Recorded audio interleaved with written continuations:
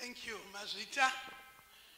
Regai nditi pamusoroi kuna MC wedu Queen. Yes. Pamusoroi Pastor Cynthia. Pamusoroi kana pane mamwe mapastors ari pakati pedu pamusoroi. Pamusoroi vana vaMwari mese muri pano. Tinotenda Mwari kuva pano. Nyasha. Hallelujah. Inyasha kuva panapa. Makorokoto egoredzva. Ndinotenda neshamwari dzangu dziri pano. Pane shamwari dzangu tauya Zimbabwe yese nai. Titori Zimbabwe yese. Takatozara muno. Asi pakati pedu pane vamwewo vakaona pamaplatform watopinda nawo kuchechi kwedu ari pano. Avo mai Mabhonawo, avo mai Chikosawo, muroora wangu uyo mai Paradzai.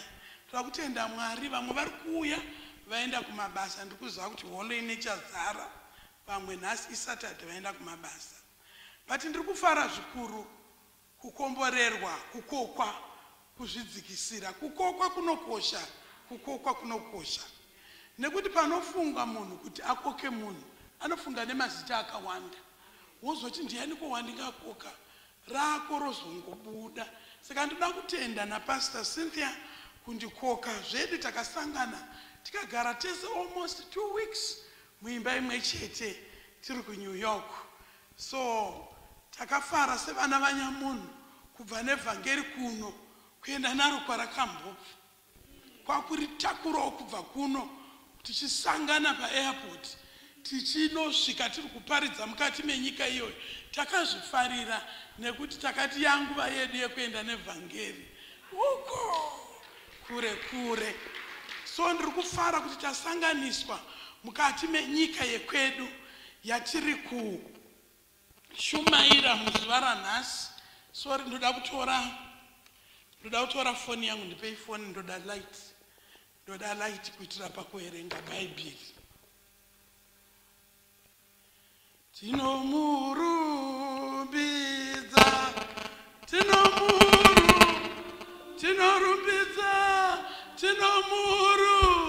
Tinorumbidza Ishe wema Ishe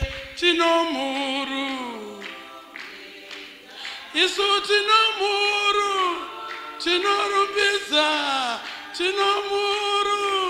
tinorumbidza Ishe wema.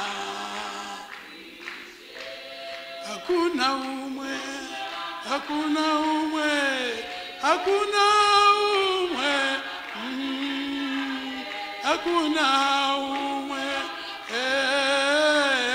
Ishe wema. Kudenga pasi pano ndiye, munyika muno ndiye Jesu Ishe wema. Saka tinomuru, ini ndinomuru, ndinorumbidza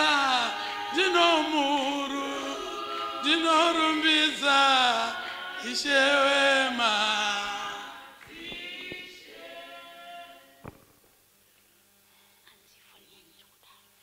Ifoni yangu irudaro chaipisa manje rungoda light kuti ndigoso kuona kuerenga.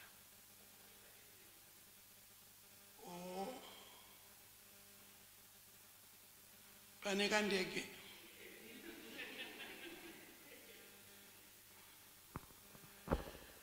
tauya kuzotaura nenyaya yebitterness. Hallelujah. Musoro wenyaya wanhasi ndewe bitterness. Kuti tidzure. Hallelujah. Kudzura bitterness munewe. Dealing with roots of bitterness and rejection. Ndiyo theme yedu. Ndisati ndaverenga Bhaibheri. Bitterness inokonzerwa nei? Bitterness inokonzerwa neanger yakabatana nedisappointment zvichikonzereswa neunfair treatment.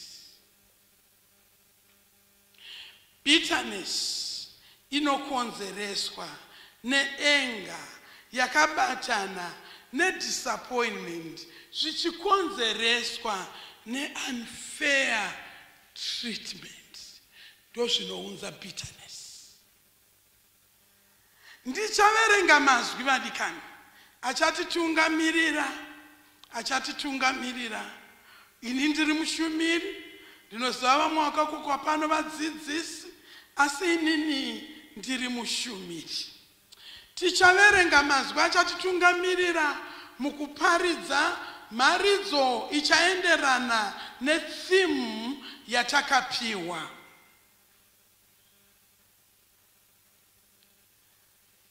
Mazwi aya anowanikwa kuna vatongi. Vatongi ndi Judges. Judges chapter 11. Ndichatangisa kuverenga. Ndichikuendesai pamavhesi andiri kuda kuti ndiverenge panapa. Musoro wedu wenyaya, dealing with the rules of bitterness and rejection. Ndiyo theme yedu. Pa verse 1 ya Judges, ya vatongi, chapter 11, panoti, zvino Jephthah aiva murwi ane simba, akanga ari mwana wepfambi. Gileadi ndiye aiva baba vaJephthah.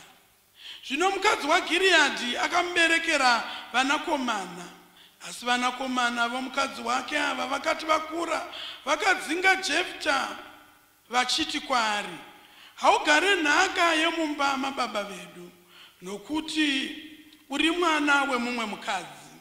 Ipapo Jephthah akabva atiza vanun'una vake akandogara kunyika yeTobhi. Ikoko Jephthah akandounganidza madzenga avarume vasingakatari akaenda navo kundorwa.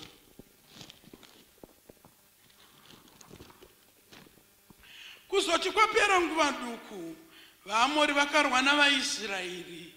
Zvino vaAmori vakati vachirwa navaIsraeri, vakuru veGileadi vakaenda kundotora Jephthah kunyika yeTobhi. Vakati kuna Jephthah, uya uite mutungamiriri wedu, tiende kunorwa navaAmori. Jephthah akati kuvakuru veGileadi, hamuna kundivenga mukandidzinga muva mababa vangu here? Mauya kwandiri nokuti mava munjodzi nhai? Vakuru veGileadi vakati kuna Jephthah, saka tauya kwauriye zvino, tinoda kuti uende nesu kundorwa navaAmori, uchibva waita mutungamiriri wedu novo vanhu vose vagere muGileadi. Jephthah akati kuvakuru veGileadi, kana ndikauya kuzorwa navaAmori, kana tenzi achinga avaisa mumaoko angu, ndichava hangu mutungamiriri wenyu. Toenda pavhesi 29. Zvino mweya watenzi wakauya kuna Jephthah, akapfuura nomunyika yeGileadi neyaManase, akapfuura achindosvika pamuzipa womuGileadi. Akabva pamuzipa womuGileadi akapfuura achienda kuvaAmori.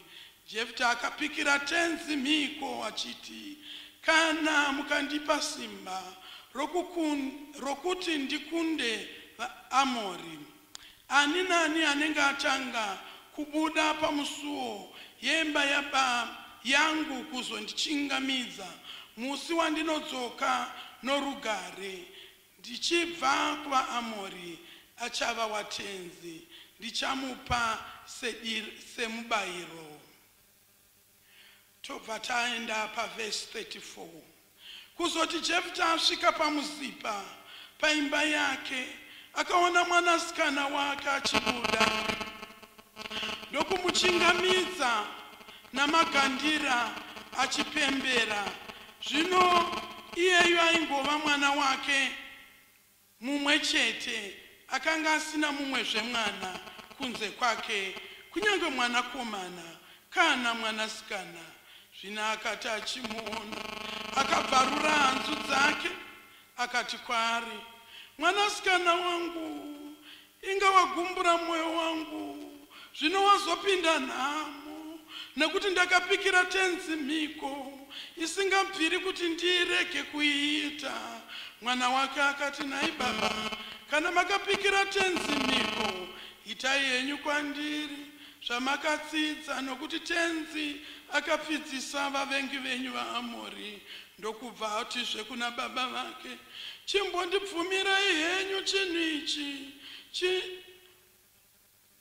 chokundiregera kwemwedzi muviri, ndichienda kumakomo kunochema umandara hwangu, ini neshamwari dzangu dzavasikana. Ivo vakati, enda hako. Vakamupa mwedzi muviri, akabva aenda hake kunochema umandara wake neshamwari dzake ari kumakomo. Mwari vakomborere kuverengwa kwemazwi avo, nekuti mazwi aMwari ndeechokwadi. Haleluya, amen, amen.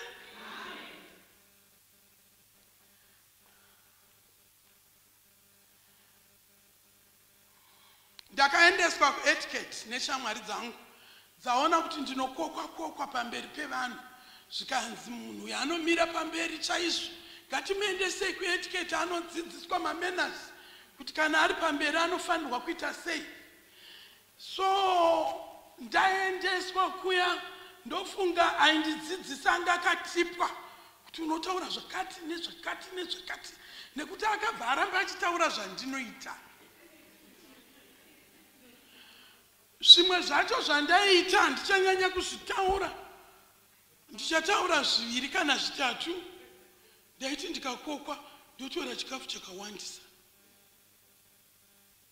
kupfuura vamwe wese aripo, ende ndaitanga kunotora. Chechipiri, paiti pakanzi paine left over, pane vari kuda here kutakura left over, ndobva ndati ndisiriwo. Chechitatu, zvakanzi kana muri pamberi pevanhu musabvisa bhutsu. Paridzai nebhutsu, fambai nebhutsu, hanzi zvinopa dignity. Saka ndakambotiraya kuda kuzviita, ndione ndakunge ndinodada, ndione ndakunge ndiri kuda kupunzika, ndione ndakukondirorwa. Ndikati zvimwe zvese handina kutenga, asi bhutsu ndakatenga, handikondirorwe nechinhu chandakatenga. Haleluya, handikondirorwe nechandakatenga. Saka zvimwe zvese aiwa, chikafu ndinouya ndakadya. Kana pakanzi pane left over, aiwa ndimire, ndakutora zvishoma. Tiri kuda kutaura nenyaya yebitterness, vana vaMwari. Haleluya, amen, amen. Jefta muGileadi, murwi ane simba, mwana wepfambi. Haleluya, Jefta muGileadi, murwi ane simba, mwana wepfambi. There is no mistake in creation. Nekuti pavaIsraeri munhu aipiwa simba rekurwa, achikunda hondo, ari komanda, anenge achinzi akagarwa nemweya waMwari. But mweya waMwari nechipo chaMwari chekurwa chiri pamwana wepfambi. Hazvina mhosva kuti dzinza rinomudaidza richiti chii. Vamwe vanotopiwa mazita ekuti ana murambiwa. Haleluya, mukati memadzinza. Asi chinondikomborera muGileadi, murwi ane simba, mwana wepfambi. Ende ari kunzi pfambi ipapo ndamai. Haleluya, ari kunzi pfambi ipapo ndiani? Zviri kunzi mwana wei, asi ari kunzi pfambi. Haasi Gileadi baba vake, ari kunzi pfambi ndamai vacho. But amai vakazvara mwana ane chipo. Haleluya,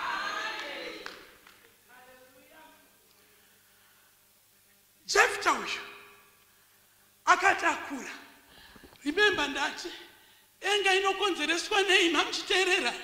Ndati inokonzereswa nei? Nechifuti zvobva zvanosangana zvokonzeresa chii? Oh yes, kusabatwa zvakanaka kunokonzeresa bitterness.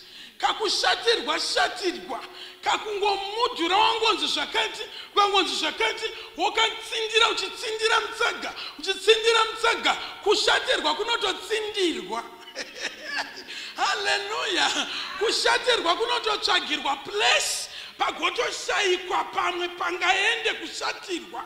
Mukati memwoyo wemunhu apa panozara zvekuti paunenge zvakubuda nekumeso woziva kuti apa pazara pasisina pekupakira bitterness. Painenge yakureflecta nezvaunoitwa uchiramba uchiitwa uri the same people, uri the same area, zvino unoramba uchipakira bitterness kusvika yakureflecta. Chirungu reflection. Saka Jefta mwana wepfambi, Jefta zviri kutaura kuti ndiye anga ari first born, kunyangwe anga ari mwana wepfambi, but baba vake vakamutora, baba vake vakakura naye, baba vake vainzi Gilead. Kunotori nenzvimbo inonzi Gilead. Vakakura naye, but vakaita mumwe mukadzi. Vaita mumwe mukadzi baba vaJefta, akavazvarira vana vakomana, but uyu aripo uyu anonzi Jefta uyu, mukoma wavo uyu, ana amai vasiri kutaurwa uyu. Haleluya. Vapiwa zita, vakazvara murwi. Haleluya. Vakazvara murwi.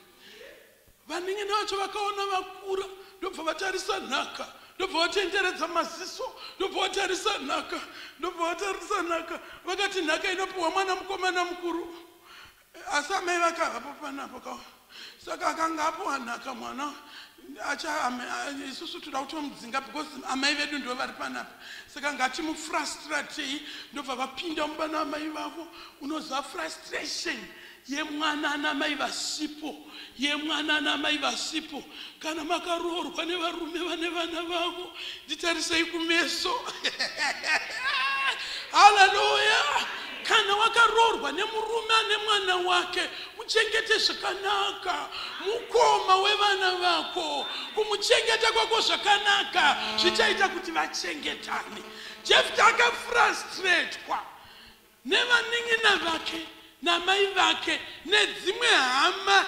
Ndazoverenga kuseni kuno, ndaramba ndichita repeat kuverenga nedzimwe hama because akazodzidurira kumberi. Haleluya. Zvikanzi bva pano uri mwana wemumwe mukadzi, haungagare nhaka yababa vedu. Amen, amen.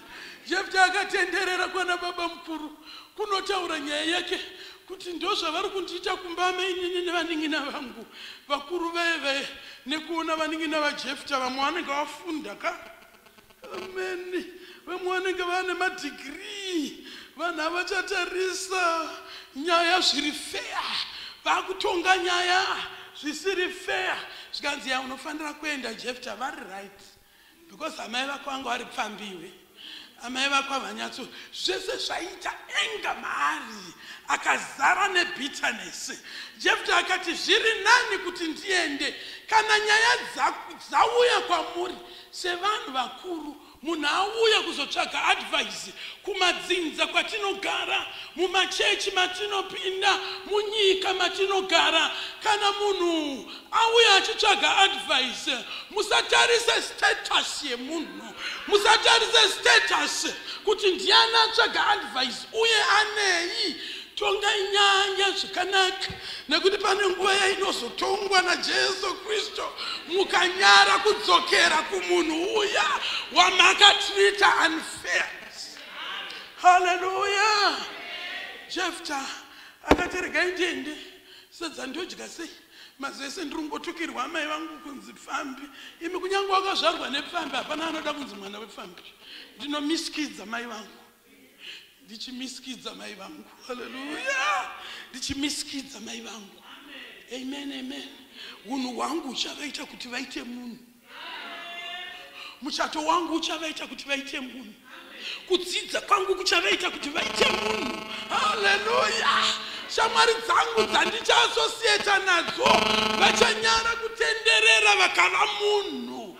Saka kana vanhu vauya kuzotsvaga mazano, don't take sides. Hazvina basa kuti munhu ana chainacho. Jefta akatiza akaenda, tiri kutaura nenyaya yebitterness. Jefta akatiza akaenda kunyika yeTobi. Kunyika yeTobi ndiri kumboita research mupasta since mazuva ano kuti kuita research ka. Nyika yeTobi kunonzi inzvimbo yakanaka. Tobi yakanga iri nzvimbo yemadescendants aGilead vakatenge vaine kaukama, but ndokwakaenda kunogara Jefta. Ndobva aenda munzvimbo yakanaka. Tobi zvinoreva kuti kwakanaka. Aenda Jefta anoona kune madzenga evarume. Amen, amen.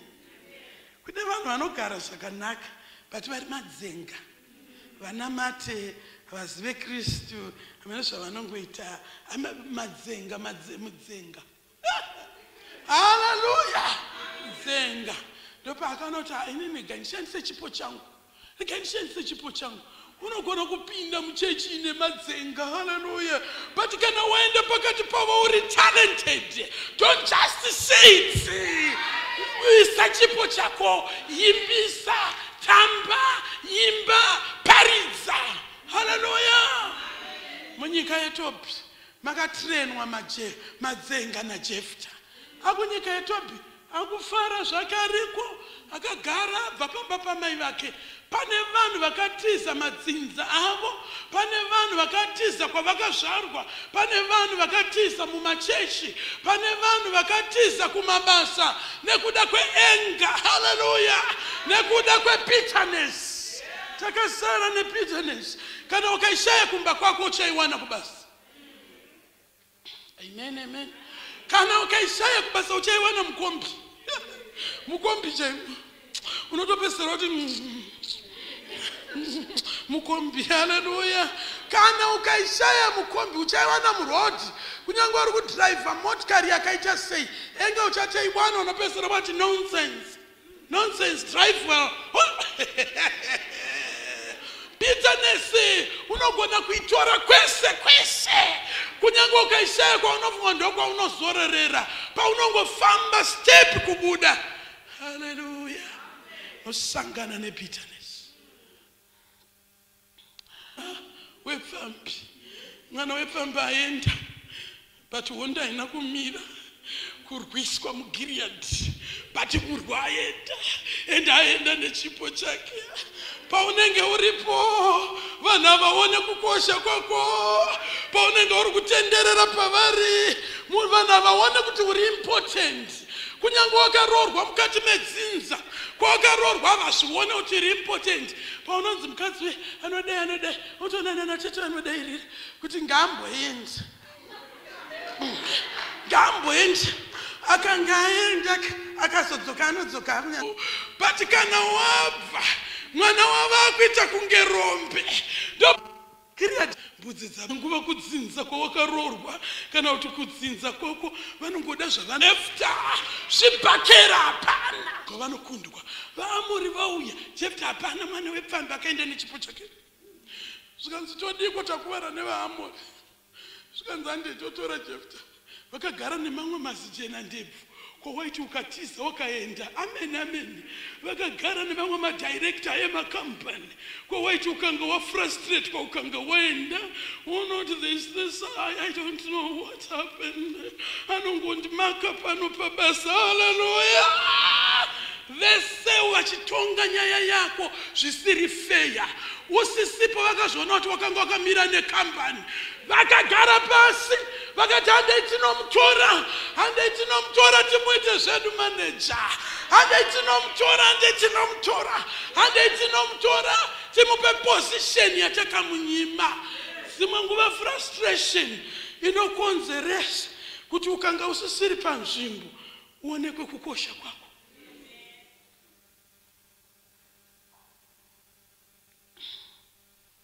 Amen, amen. Ndosaka vakuuya kuti muroora tauya tinozisa kuti mwana wedu akatadza iwe uri kumba kwenyu. Haleluya. Pawakanga uri pauna kuonekwa kukosha, usisipo ndo pawakaona kuti wakakosha. Nana baba mukuru nana sekuru kwamaimboende vese unovaona vauya vese iwe uri pamba penyu uchinya ozakana uri pamba penyu pawakanyasogara zvakanaka uchiona vanhu vachiuya unopika imwe step so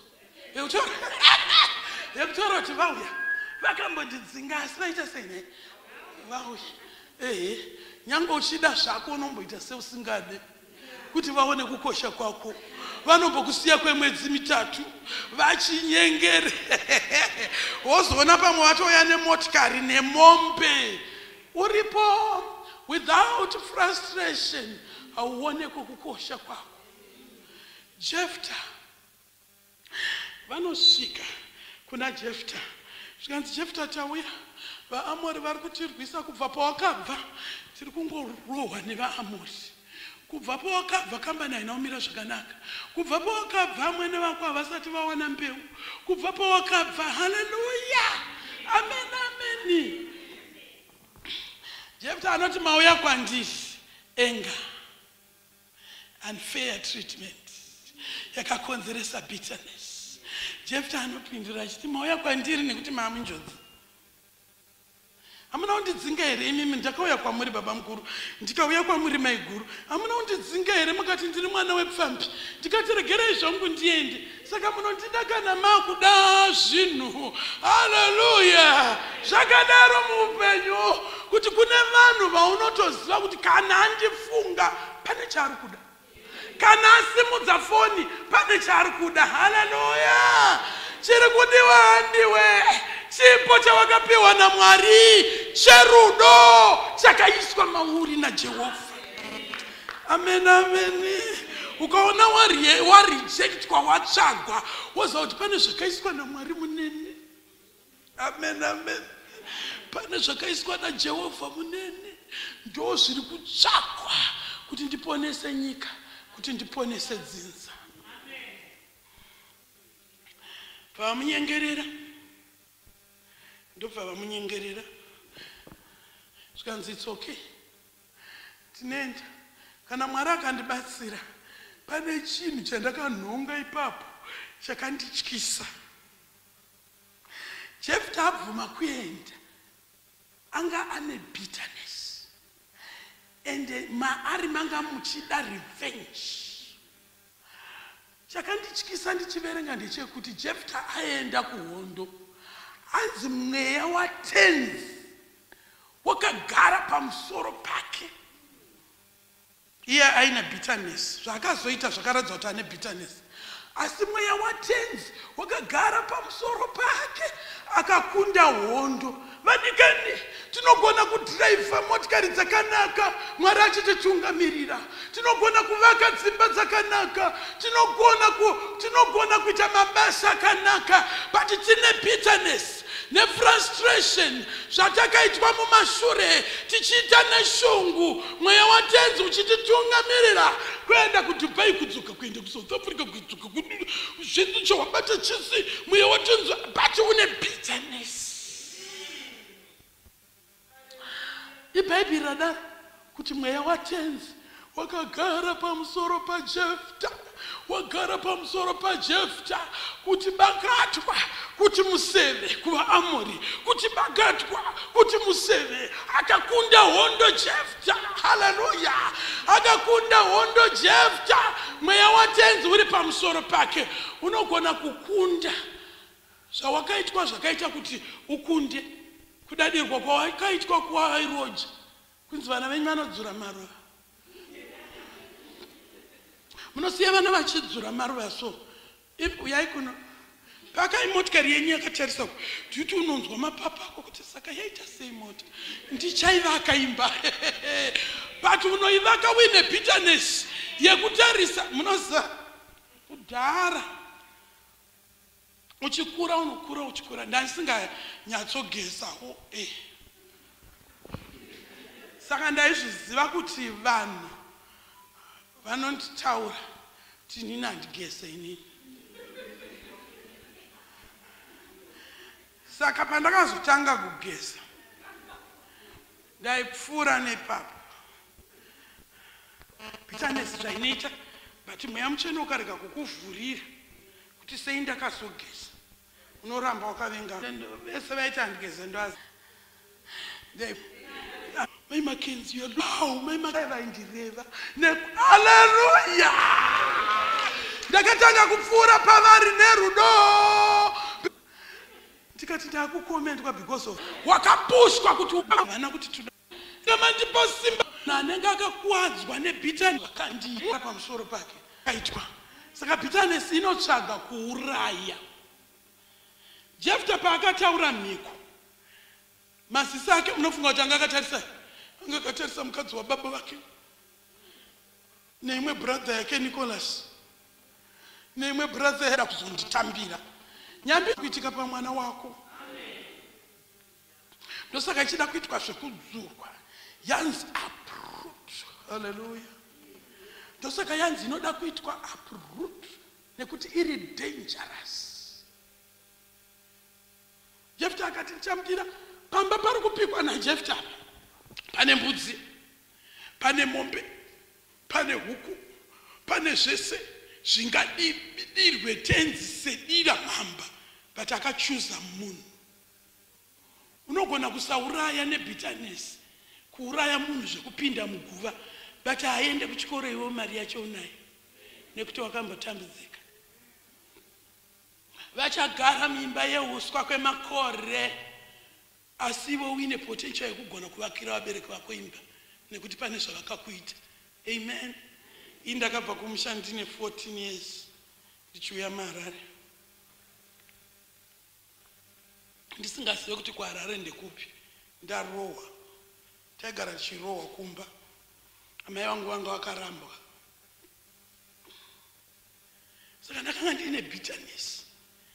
The whole yard yekumba kwedu nezvese zviripo zvavisina kumbondiitira zvakanaka. Pakupauri kuparidza riri kuti kudza baba namai vako kuti mazuva ako agowedzerwa, iwe uchiti ukatarisa so makuriro acho so maitiro acho so zvaiitika zvacho so wotoona kuti hazviti. Handiendi ikoko. Ndakaita almost kunge 10 years ndisingazivi kuti kumusha nebitterness. But pandakazotanga kuenda ndakanzwa mwoyo wangu uchiita zvakanaka. Pandakaregerera ndakanzwa mwoyo wangu uchiita zvakanaka. Mwari vachindiitira zvakanaka. So Jefta paakabva uku nerugare uku akunda hondo. Ari kuimba dzimba dzerumbidzo kuti ndakunda hondo. Hazvichase kuimba kazvebitterness. Hazvichase kuseka kazvebitterness. Hazvichase kufara kazvebitterness. Hazvichase kugeza zvebitterness. Hallelujah. Hazvitadzise kuva nedegree kana masters kana doctorate zvebitterness. Hazvitadzise. Unogona kunge uine doctorate, unogona kunge uine imba inotyisa, but uine bitterness. Jefta anofambisa kuenda kumba kuti ndakunda hondo. Atanga kubuda pfumo. Ndichamupira sedira mamba nekuti ndakunda hondo. Hokoyo mumwoyo mako nebitterness. Amen, amen. So wakatarisira pamwana wemumwe unogona kuzoona pamwana wako kana pauri. Ndiani anokufarira? Ndiani anokufarira? Tinoona patinogaitimbotaura zvendege. Oh, by the way, ndasina kutaura CV yangu chaitaura kwekupedzisira kuti muone kuti aiwa handisi kushaina. Kana kuti ga nekuti kana uri kuparidzira vanhu unoita kunge uri kuvhaira kana uri kutaura zvimwe zvinhu. Inini ndiri caretaker wepachechi. Tinotsvaira muchechi. Tinocheka uswa neloni wo. Tinocleana matoilets. Hallelujah. But ndikuda kuuya pekuti patinobva nyika mukanza kunoparidza anonyanya kukuhaga zviri unique mwana wako. Mwana wako vamwe vanhu vese vanoti mauye ndembo yavasvikira imvura yake ndiri kutasika zvakanaka ende America yanga yakubvuma kuBritain kanja ndishandi but mwana wako anosvika kuti mbunde uramba akakubata mama mauya mwana wa Jefta paakaona baba vake akatanga ndiye kubuda mumba akamhanya zvakasiyana nevamwe nekuti baba vake vadzoka. Haleluya. Hana kuziva yakaitwa na baba vari kuhondo. Hana kuziva kuti baba vakapika miko vari kuhondo. Hana kuzviziva mwana wa Jefta. Akangoti baba vauya. Haleluya. Akangoti baba vauya. Iye paakaona mwana wake one zvinoita bitterness. Munozati kuna mwana anowisha mwana wamuna kuti afoire. Kuti akaita chiko venyu ndivangu ari kuarondero.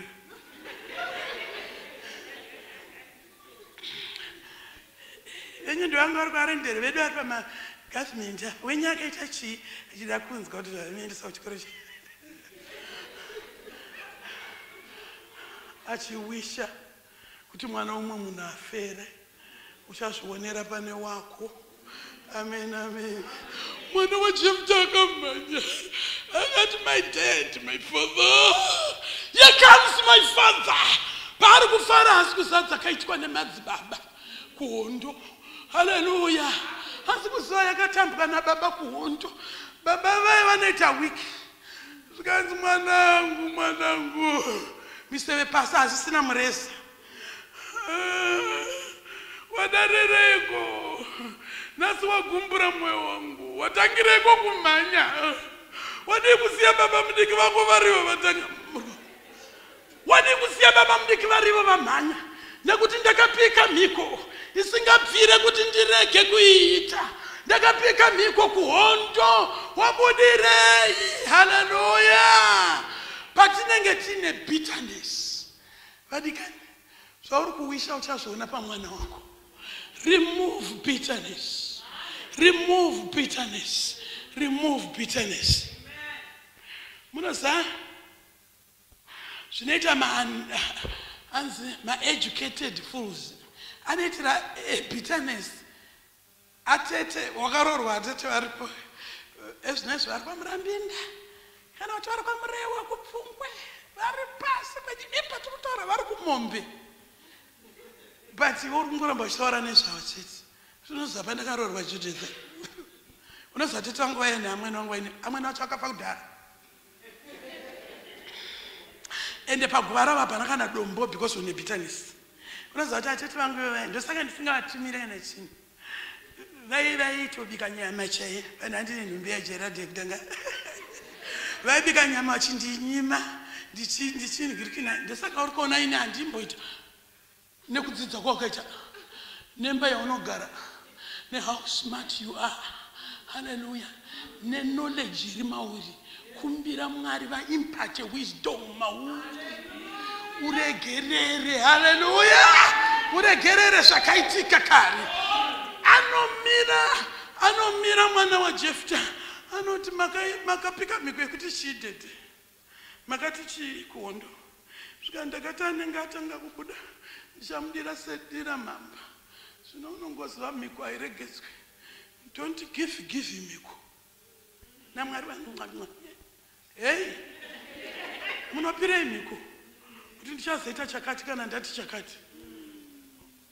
Sape mhiko. Svikanzi okay daddy I'm happy hangu. Pane dzakaitwa nemadzibaba. Haleluya. Svikanzi I'm happy kuti makunda hondo. Asi ndisati ndafa imbondiregerai ndiende kumakomo inini neshamwari dzangu ndinochema umandara wangu. Psalms 121. Masisi angu anotarisa kumakomo nekuti ndiko kunobva ruponeso rwangu. Zvikanzi mirai ndiende kumakomo. Anounganidza shamwari dzake, anounganidza shamwari dzake. Vatikani tiri mugomo. Izvozvi titori mugomo so nekuti tatora imwe step isina kutorwa nevamwe. Titori mugomo so anoti mirai nditore shamwari dzangu. Idzi shamwari dzangu idzi. You are my friends. Titori mugomo. Takatomiririra madzinza. Titori mugomo adikani. takatomiririra kambani dzako titori mugomo takamiririra zvako zvikanzasika ndei kugomo vasvika mugomo ane nyaya ndiye anaadhiresa nyaya yake ipo pana ane nyaya yake yebitterness ndiye anaadhiresa nyaya yake kuna mweya mutsvene ndiye anaadhiresa ane nyaya ndiye anaadhiresa nyaya vagara mwana waJefta anoenda pamberi pavo anoti asikana tauya muno mugomo baba wangu akapika miko kuhondo kuti inini ndozovasedira mamba saka tauya kuti timbotamba kekupedzisira tikada kutamba harauru tikada kutamba chisveru tikada kutamba mahumbwe vanoda kumbondiruka musoro masitaira ese muchidudunura nekuti hamuchandione zvakare haleluya ane nyaya yake ndiye anaadhiresa nyaya shamwari dzemwana waJefta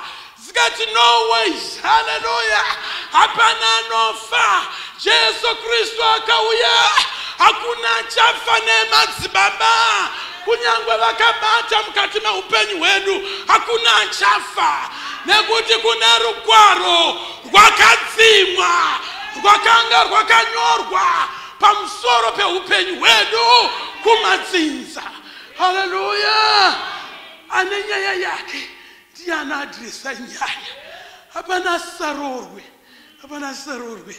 amen hapana sarorwe kutaura kwevanhu tikana 1:40 kana 35 biological according to doctors kana waikoko vanhu kunyange kuine zvakaitwa ne40 years kana wakwira mugomo unochata vanhu vakashamisika uchita kiki inonzi lock uchitukati haleluya 140 years unompinda mlenda kana wakwira mugomo neyakaitwa nemadzibaba neyakaitika muupenyu wako kana uchinge wakwira mugomo zvinoitika. Ndiani kwa ane bitterness masikatani? Ndiani ane bitterness? Ndiani ane bitterness? Terera mwana omwe. Terera mwana omwe. Munhu wakaitira bitterness yana. Iwewe ndione bitterness. But yana ndosaka uchibona uchisvotuka zvokuti achitaka zvokuti anofanetsetswa iwoka because yana bitterness. Iwewe ndiori kukwara. Saka masikati ano muzita ra Jesu. Muzita ra Jesu. Muzita ra Jesu. Muzita ra Jesu remove bitterness. Remove bitterness. Akuzotaura nenyaya kuita uproot bitterness. Bitterness inodya iwewe. Bitterness inokuvadza iwewe. Bitterness inoramba yakakutenderedza panzvimbo imwe chete.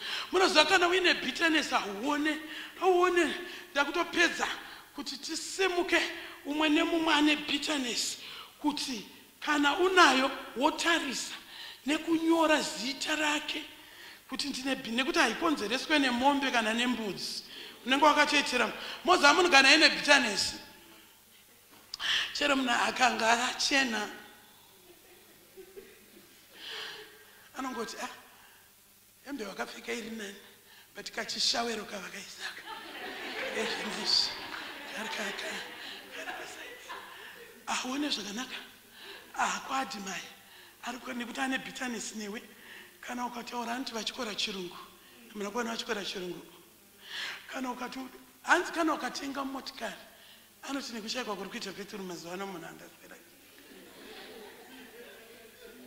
hanzi kana ukadi anti nemakudubukira ari kuita mota vakatenga mota nerodi yave kumasvingo iyi zvainoita vana kuita tsaona nayo kana uine bitterness uri busy kuronga nekuronga fanike kana kuri kumabasa kungofunga kuti ndingitomudzikisa woenda papi toita sei naye mangwana kusendi tichaita sei naye hauna progress yeCV yako yawakapindira basa zviri pajob description nga progress tarisa vari kubasa kwafunga kuti ndo inonzi bitterness chifamba nemakombi ezvezvi kana tazoone motikari mwamusi inotumbuka kabitanesi ndikandiburutsai panapa kudzinza kwedu hakuna kambenga akatenga motikari hakuna bitanesi unogara nemunhu mumba uchiti remove bitterness. Unogona kusaita bitterness nemurume wako nditarisi but akafanana namai vake and amai vake haudi kuvaona. Sister akafanana nesister yake, sister yake haudi kuiona. Saka nekuti vane masimilarities anogona kuti ona chakaipira bitterness inokutondedza muna yake inenge yamai vake nemuromo wake uti lasi kuti dikiro ndikikebichi rakasakana nediki ofaona fesi yamwene wake oti kebichi ndochete kebichi ndochete uri kuiona zvayakaita bitterness. Hauzi kupindura murume wako uyu paashama waona muromo wahanzvadzi yake, paatarisa mudenga waona mhuno yamwene vako vausingade kuona, unopengera kebichi rakasangana nenyama rataurwa hagoshai kuziva kuti baby ikebichi rakasangana nenyama rauchiri kupengera. Atoona masimilarities because ane bitterness nevanhu vaasina kuriregerera. Munoziva ndakakura ndichiti why my father to me, why mumwe musi ndakagara patv ndaisirwa dvd nevana ndakanzwa voice ramai vangu ndikati mama wangu wangu akarambwa. Saka mudhara paanonzwa ndichitaura anonzwa voice remukadzi wake wakaramba. Hallelujah. Remove bitterness. Nekuti munhu akakosora kana kufamba chaiko, chero wangu akavenga baba wacho kana mwana wako akaita sababa wacho so akati no mom I can't unoti kufanana baba wacho, unoona baba wacho nekuti pane zvawakakuita wotiona wakupindura mwana zvisirizvo. Remove inetuma errands chirungu tuma errands ine twakawanda twainokonzeresa muupenyu hwemunhu. Feel free. Kana usina bitterness uri munhu ari free, uri munhu ari free. Kune vanhu vasina chavainacho muupenyu, toona kuti munhu ari kutambudzika zvakatsikwa zvakadaro naMwari. Kune varombo, kune vapfumi mubhaibheri, but unomona achifara, unomona achifara, ukumona achifara ari mukebhini kubhoisika iko, mukuona achitseka nemurume wacho ikokoko. Iwe uri muzimba unomira pawindo nekuti hausi kufara unebita. Ndozvansingana zvavanhu vanoseka svenhandwa maita basa here uko bitterness iyo haudi kuona vari kufara. Ava zvakatovanakira vari zvavari izvozvo. Unovhiringidza munhu wese ari kufara nekuti une bitterness, nekuti une bitterness. Inonobata nevamwewo vanhu zvakare. Kana muchechi unenge uchingoona munhu wese ameno kana kufamba hapana zvako chawataura, hauna kutaura chinhu, patoda kusvika munguva dzekunamata toda kunamata uchiregerera akakutadzira. Hauna zvako umbotaura, hautauri, but paunofamba vanhu vanongozviona kuti amai vakaremerwa ngosiri kuona. Ukatozoona vakuenda pamotikari yavo nozvakakaita kuti motikari yavo kwete munhu asina chainacho.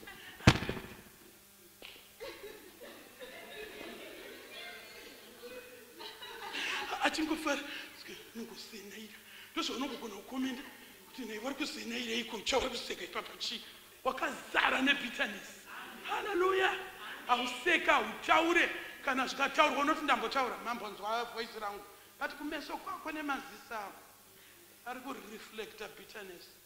Uri kuremera nyika, uri kuremera nyika, uri kuremera vanhu, uri kuremera dzinza, uri kuremera chechi. Remove bitterness. Uya utiimbire mwana wedu uyo kuimba aendako yakuna. Toda kuti tinamati chitungamirirwa na-MC wedu. Haleluya. Chitungamirirwa na-MC wedu. Chipinde munguva dzekunamata uchifungisisa dzama usatambise nguva ini unogona kutobuda padhoo uchienda kwauri kuenda wakuita kunge wabviswa chimwe chinhu changa chakakuremera. Hallelujah.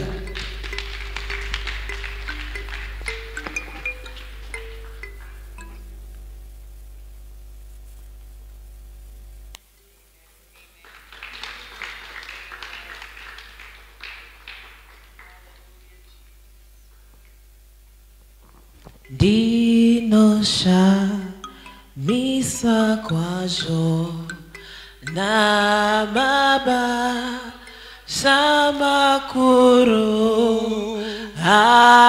akaitiwa nemi Hosea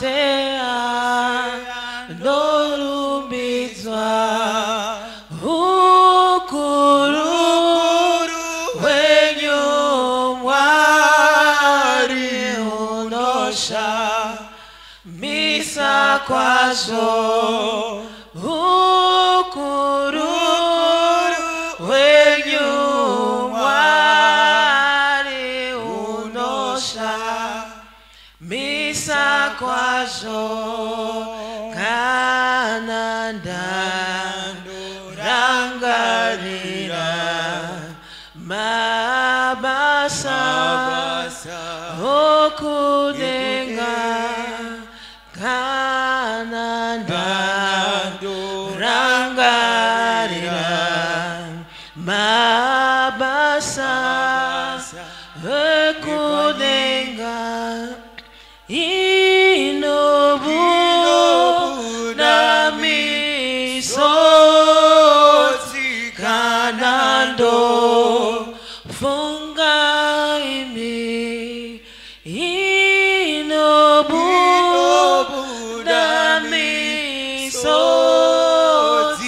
kana ndofunga imi dozviudzaniko zvanetsa moyo wangu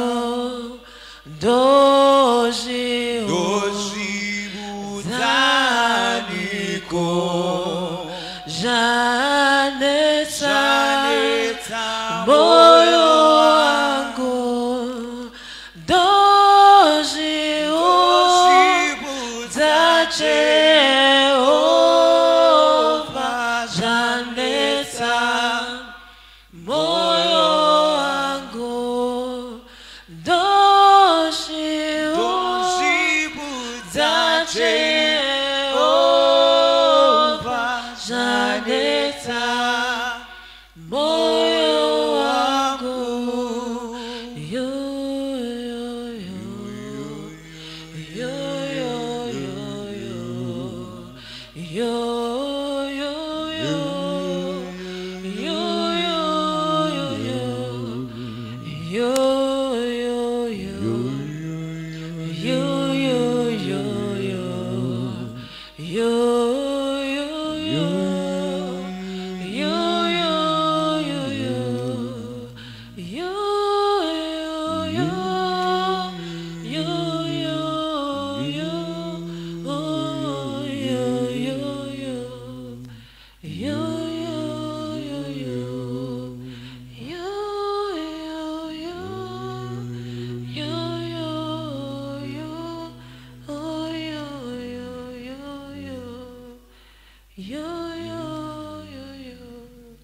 May we please join hands to namata. Asante namata takunkomberera Mwari nezvawaita na evangelist wedu Baba Mackenzie. Amen. Amen. So tanga nichisanganisa English neshona kuitira vari kutiona pa social media. So can you please join hands so that we can get ready to pray. Amen. So as we are praying, tukunamata chitoti bitterness has been uprooted and it so joy is present. And God inhabits the praises of his people. So tidakunamata. Patikukunamata. Fungai orangarirai as we're praying. Think of anyone that has hurt you. anyone that has destroyed your character, anyone that has lied about you, anyone that has come in your marriage and caused fracas between you and your husband. Just take a moment to think of them. Remember their names. Now, in the same way that there are people that have caused bitterness, that have rejected us, we have done the exact same thing. The word of God says, all have sinned and fallen short of the glory of God. So now, as you are silently reflecting, Father, if there's anyone anywhere in the world whose heart is heavy laden because of anything any one of us have said, may you give them the strength to release us. May you give them the strength to forgive us. Because there are too many of us who focus on, we're always pointing. Each time you're pointing, you've got 3 fingers that are pointing back at you. So now as we pray, whether you want to speak out loud, whether you want to pray in your heart, we're going to pray. Father, in the mighty name of Jesus Christ, Baba tinokutendai ni shoko ramatipa, Baba tinokutendai ni edification yaitika maskatano. Baba tinoyamba mberi pekuchinji kwenyu tichikumbira ruregerero. Father, we repent of everything we have said or done, everything we have not done, everything we have not said that has caused bitterness in the lives of others, that has caused bitterness in our churches, that has caused bitterness in our careers, in our relationships with those that we work with. Father, in Jesus' name, as we are standing in agreement, hand to hand, Father, we are bound by love. We bind each other by the love of Christ. Father, we come against the spirit of bitterness in our churches, the spirit of bitterness in our relationships. We come against the spirit of bitterness and rejection wherever we shall go. Father, we remove the mark of shame. We remove the shame of Satan upon each and every person that is in this place today. In the mighty name of Jesus Christ. Father, we thank you. Father, we love you. Holy Spirit, we thank you for healing us. We thank you for restoring us. In the mighty name of Jesus Christ. Father, we thank you. Father, we pray that you lead us. Father, right now as we are praying, in Jesus' name, as we are praying, the woman of God has poured out so much. So now we're going to pray for God to replenish her, because I know that she's got another program. So Father, in the mighty name of Jesus Christ, we lift up your vessel, Evangelist Mackenzie. Baba kwa wakabva munokuziva, Baba kwa wari kuenda munokuziva zvavanoshuvira munozviziva. Father, for her obedience, Father, we decree and declare supernatural replenishment. We decree and declare supernatural blood transfusion. Father, that even while we don't know what she's going through in her life, but Father, may you perfect everything concerning her. May you perfect everything concerning her family, concerning her ministry, concerning that which you have mandated her to do and accomplish in this season, in this nation, and in all over the world. Father, may you bless her. May you bless her abundantly. In Jesus' name we pray and believe. Amen.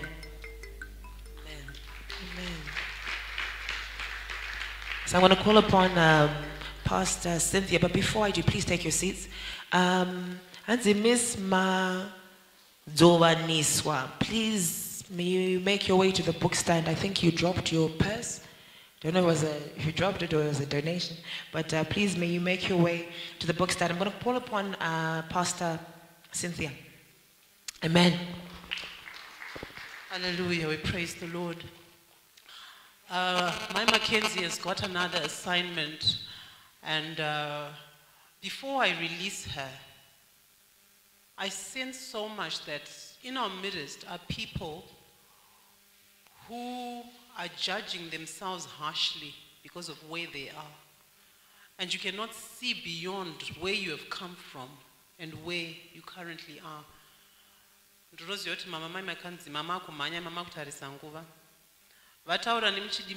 There's something, I'll share my CV at the end.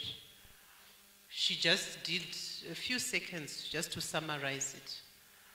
But I want you to understand that where you are is not a mistake. So before I call on Evangelist Casey, Mama Mackenzie, before you leave us, just for a few minutes. vanhu vachikuonai muri kumberi kunoku vachikuonai paYouTube havasi kuziva kwamakabva. Aripo nhasi ari pano under the sound of my voice. There is a place where you are, the place where you have been, and you cannot see a way out. You cannot see a way out. Also because those that have gone before you and those in your family, no one has gone above and beyond that place. No one has broken that barrier. Mama Mai Mackenzie, so that you can just share with us just a little bit about your background and your CV. You walk under the command of time. And then immediately after that, you may be released. Just for a few moments.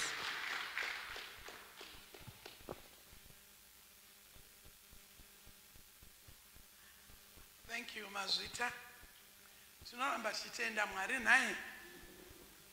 Yes. Kwese kwandinoparidza ndinotanga ndataura CV yangu. Ende kana ndisina kuitaura sometimes ndinenge ndisina kuparidza. Ini ndakaita grade 7 1984. Ende ndanga ndisina birth certificate. Andina kuzoenderera mberi nechikoro. Ndikauya muno muHarare ndine 14 years. Ndisingazive kuti kuHarare ndekupi. Ndikashanda mudzimba. Zvese izvi tiri kuzvitaurira kuti mbiri yaMwari ionekwe. Zvese izvi zvinotaurirwa vadikani kuti mumwe munhu asimuke kubva paari. Nekuti pane vanhu vanoramba vachiti ininiwo zvangu. Ininiwo zvangu. Handina kudzidza ini. Ndiri murombo ini. Ndikashanda mudzimba. Ndikaroorwa. Ndine vana vangu vaviri. Ndinoshanda pachechi. Pachechi gore rineri rari 27 ndiripo. Ndipo pakakurira vana vangu. Basa rangu ndiri caretaker wepachechi. But ndozvata ndichitaura kuti Mwari hatarise kuti wakaita sei, wakadzidza here, wakadii. Muenvironment yauri, panzvimbo yauri, kudzidza vadikani, handi kuenda kuchikoro kunogara padeski. Saka environment yandiri yakakomborerwa. Muna Roma Gundi kuMarlborough pachechi. Ndopinda United Methodist Church. Mune madoctors, mune manesi, mune maaccountant, mune mateacher, mune mabusinessmen. Vanotaura chirungu vanhu vese vandiri kutaura. Saka ndikabata word ndakutomeka sentence.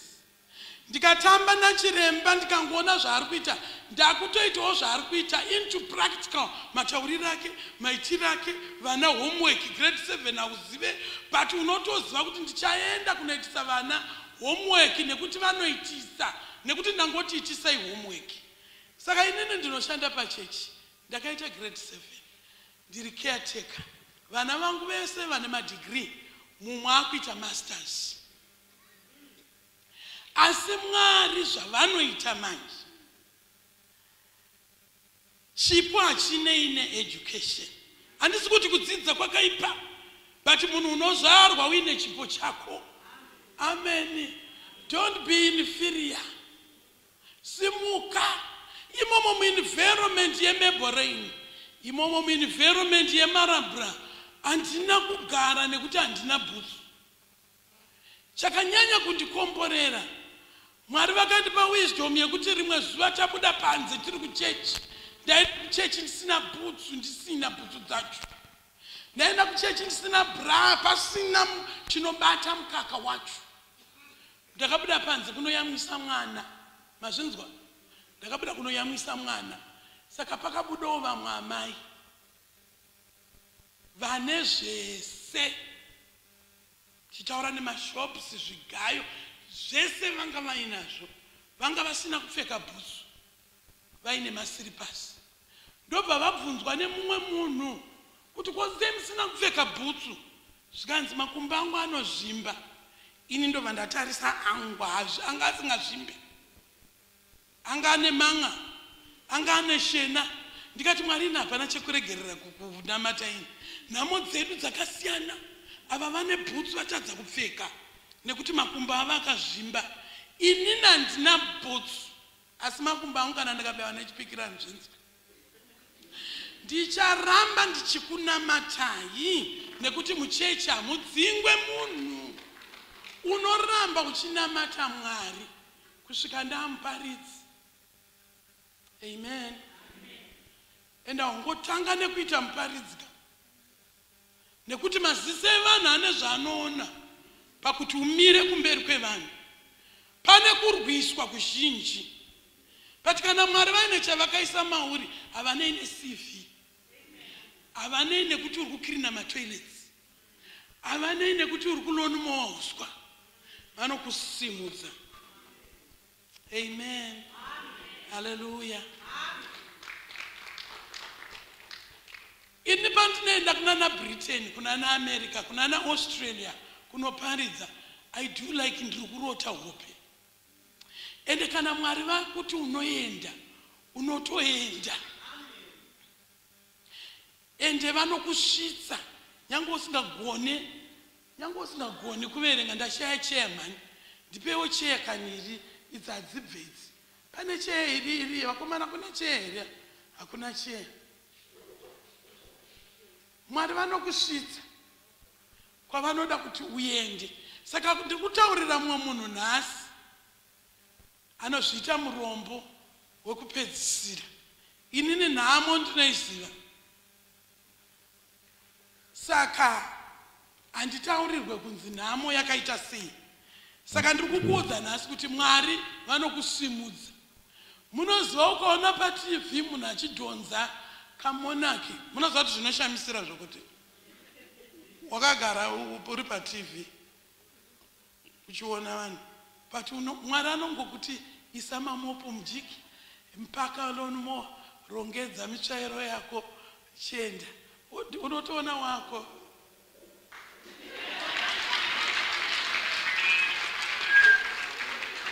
Wachoko kuairport. Amen. Uchisvika wakamirirwa. Chirungu chamunoseka muno munhu akabroka English kunyika dzatinoenda vanokunzwa. Amen. And they don't laugh. Vanokunzwa. Ndoti Mwari kambasi yagumira pano yenyu yamandiunzira munyika dzinenzi kuti ndiende chindidirectai mumazi airport eko. Saka ndoda kuti kana uri house girl Mwari vanokusimudza. Kana uri grade 7 Mwari vanokusimudza. Kana uri caretaker Mwari vanokusimudza. Wherever kwauri, pauri papo pane nyasha dzako, pauri papo. Ini dzangu dziri mumatoilets. Vamwe vanotaura kuti musataura zvekumatioilets meMackenzie, mamuna ari civilized. Usarambidzwe kutaura kwawakabva, usarambidzwe kutaura pauri, nekuti Mwari havamire kukomborera nekuti uri mutoilet.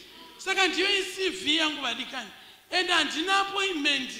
Vanoda kundiona makasununguka kungoti mai Mackenzie, handina appointment.